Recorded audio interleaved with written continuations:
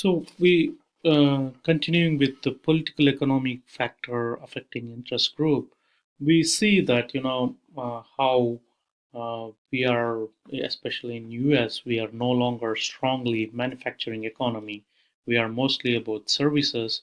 So banks and computer software companies are more powerful lobbyists now than would be an auto industry, which no longer is responsible for many jobs or economic growth of the US. So those things kind of shift obviously in a heavily cultured society.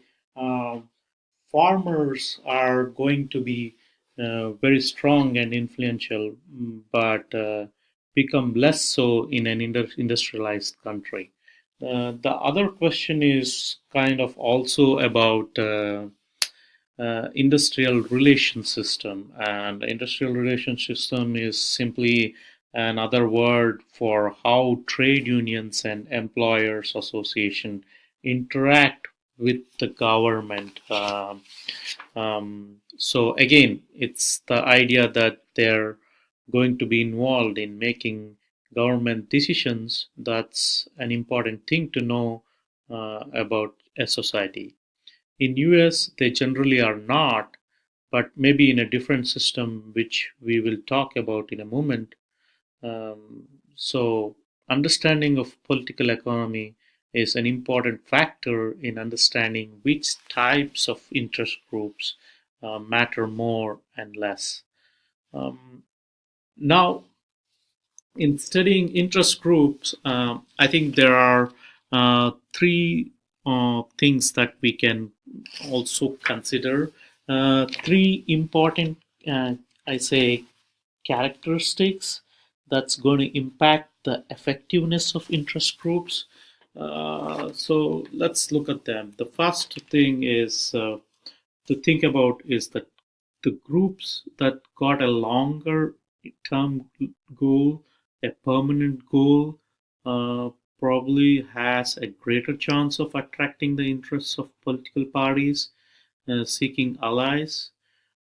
So, for instance, if you are in a group that has a very short term goal of making sure that the cement plant doesn't open up in your backyard, your local politician may not listen to you very much because once mm, um, they have done something for you, once they are sure that the cement plant doesn't open in your district, that group's disbanded and they're no longer going to do anything for you as a politician. However, if there is a group that is constantly saying that every time you vote for a legislation that we are happy with, many of our members are going to vote for you. Those type of groups probably would have more power than those that have very limited or short-term goals. This is same also then for the territorial scope that grassroots might be very good at influencing local politicians, but they may not be very powerful at all when it comes to influencing on a much broader scale at the state level or at the national level. So sometimes groups only act in a local way. They are about protecting certain regions. Think about the ETA in Spain, which wants independence for the Basque region in Spain. They have a very limited goal, so as such, they are not appealing beyond that little region in Spain.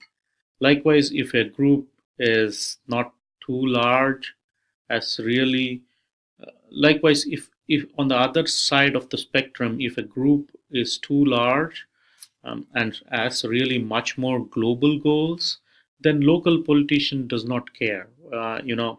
Who cares about Greenpeace? Who cares about environmental groups that straddle many different countries?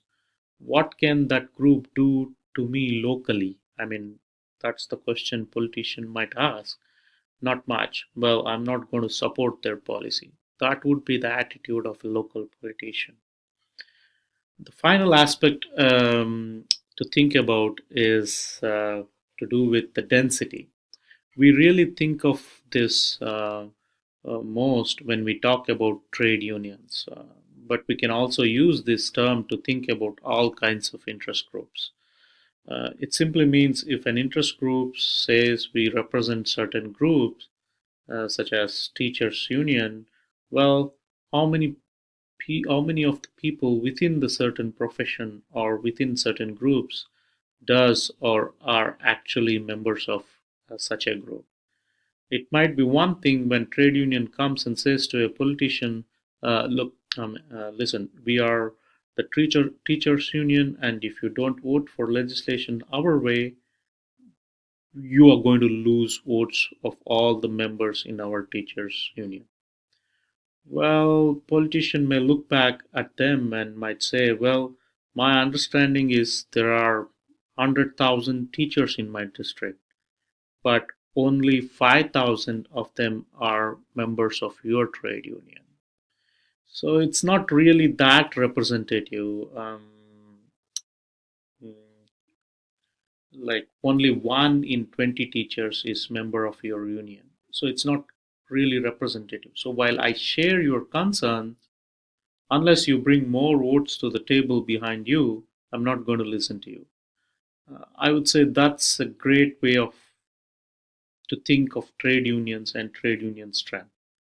But you could also think in terms of religion, where you have got a society where there might be majority Catholics.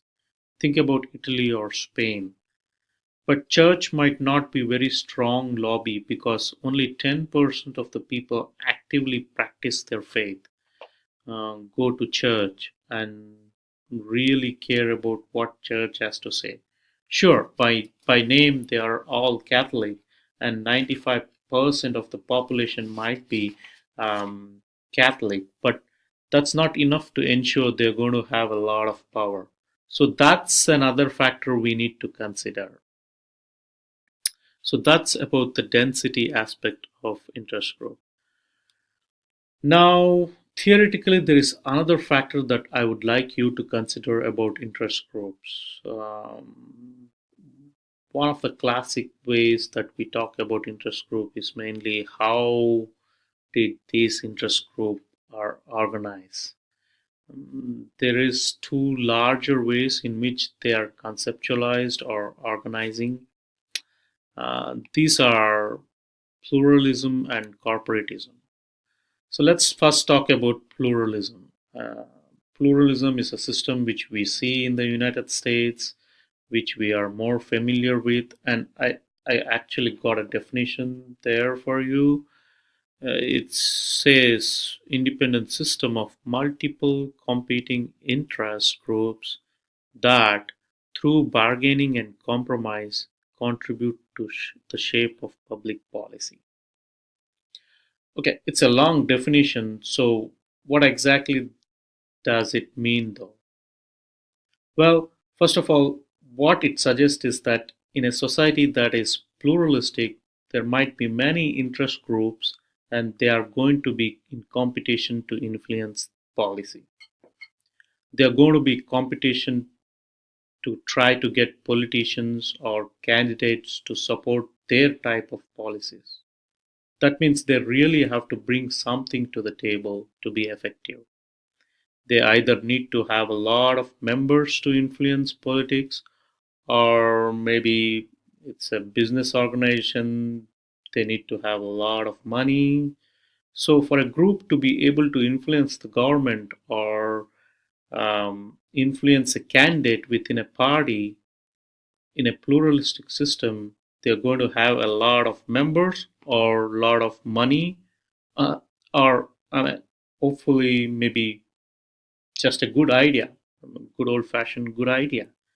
Say, well, it's my understanding for example, if somebody comes and say, it's my understanding the earth is going to blow up, or you member of a large organization that gets me a lot of votes. No, you have a lot of money to give me and my campaign to my campaign? No. But I have a definitive proof that if we don't do something in 2 years, the earth will blow up. The politician might say, well, that's not going to get me re-elected. Hope that their good idea gets them re-elected, but in civil society, it's not a given at all. It's so. I mean, good idea rarely helps you, but lots of membership and money definitely carries a weight in terms of interest groups. So that's pluralistic society we have in United States. This idea of it is a fair system of competition and everyone is on equal footing, right? And so you are just competing with other groups with whom you will have a lot to bargain and compromise. The other type of system is known as corporatism or neo-corporatism, somewhat similar to this idea of corporatismo in Mexico, but different.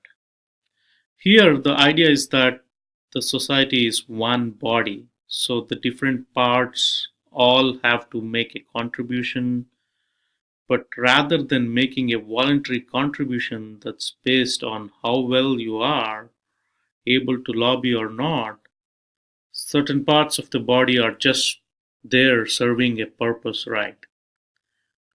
Say the head or the arm in your body don't have to compete. Hey, can I have part of that body? No, they are just parts of the body, given role, and they obviously get to contribute. However, the body function mm, might be. That's what corporatism is about. It's just says certain groups rather than competing to have influence on government, they are automatically guaranteed presence during the policy development. So when government is deciding on policy, it doesn't just do with government officials, but it would call representatives from peak trade unions or key industries or industrial associations, employers association, maybe environmental groups, if that matters, perhaps even church in many societies where organized religion is acknowledged, they would be invited there as well. In UK, for example, they have official church, Church of England, and their cardinals are sometimes there when policy is being made. Not all kind of policies, but maybe if you are talking about education policies, it would be simply it would not be simply be education ministry, but it would be also trade unions where we can get internship done, and employers and business who would say these are the types of skill that we need to be teaching at schools. We don't have enough of these, and church might be there also say, but about the moral dimension is that we want kids to be focusing on this or that, and it should be programmed so that they don't take on drugs. All those groups might have a say on a given area of policy that might be on the table.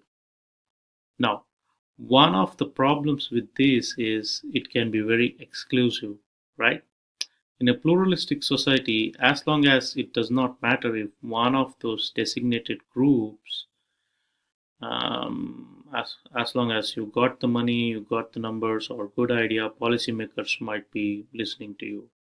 But in the corporate system is more exclusive, where corporate system might be better is that while it sounds nice in pluralistic that everybody is equal footing, if you don't have a lot of money, for instance, I would assume most of us are not millionaires, how powerful do you feel you are politically? You feel you would be more powerful if you had $100 million politically, uh, would be you would be more powerful. Powerful. right?